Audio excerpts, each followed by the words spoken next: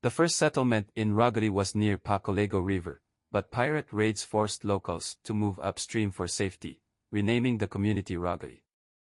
The name symbolized unity in faith, customs, and defense against invaders. They later relocated to Sampaloc until the Spaniards ended Moro piracy.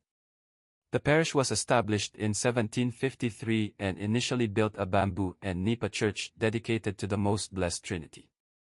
Please subscribe, comment, share and press notification bell for more video update.